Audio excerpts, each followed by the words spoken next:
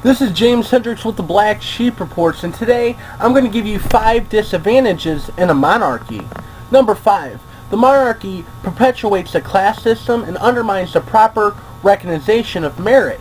At the apex of the system is the hereditary head of state, governor of the Church of England, commander-in-chief of the armed forces, and the head of the judiciary, all one person. Until we turn our back on hereditary power at the top of our political, military, and religious institution, we have little chance of shaking off the mentality of a society defined by class. Now, growing up in Great Britain, every child but one knows they can never be head of state, simply because their virtue of being born to the wrong family. Now, the royal family, with unearned symbols and achievements, they accept posts as chancellors of universities, debasing the currents of academic merit. They appoint themselves to top military ranks and give themselves medals that they have not earned, belittling the work of true military professionals. Number 4.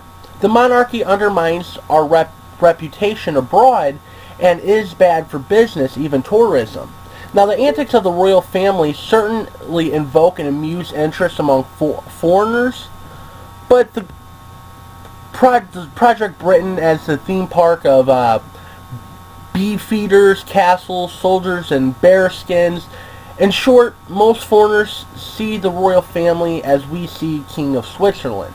This is a public relations disaster for the economically important efforts to project Britain as a modern democracy, with commercial strengths in modern sectors such as the financial services, biotech, new technologies. The royal family does not connive the brand that our high-tech exporters want to project. You know, if we want young people from around the world to come to the universities or international inventors to put their money into businesses, they need to offer more than just quaint history.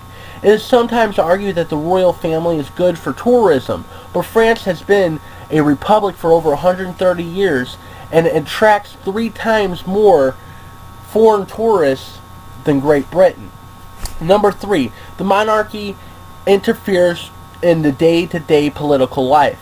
Now, aside from the power to operate the results of the unclear elections, the monarchy, and indeed the wider royal family, exercises real political power. Civil servants produce regular briefings on domestic and foreign policies for the Queen and other royals. Now, the Prime Minister has weekly meetings with the Queen to discuss current policy issues. Government departments regularly receive requests for briefings and specific issues from the Queen and other senior royals. The royals are not getting all these briefings over and above what they can read in the newspaper out of ideal curiosity. They see it as their legitimate role to influence government policy.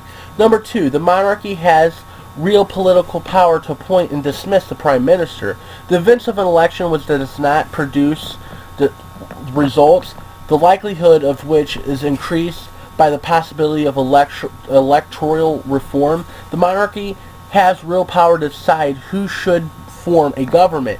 The present monarchy, Queen Elizabeth, has been actively involved in determining the appointment of the Prime Minister in 1957, 1963, and 1974. Last, number 1, the monarchy makes it impossible to separate church from the state. One reason we still have an established church in England which is discrimination in favor of one religion above all others. It is the difficulty of disconnecting the two while the Queen is head of both church and state. This is a piece of religious discrimination which is dangerous in a multicultural, mainly secular society. This has been James Hendricks with the Black Sheep Report. Subscribe if you're new, and don't forget to check us out on Facebook. Our page is Media on 9/11. Thank you very much.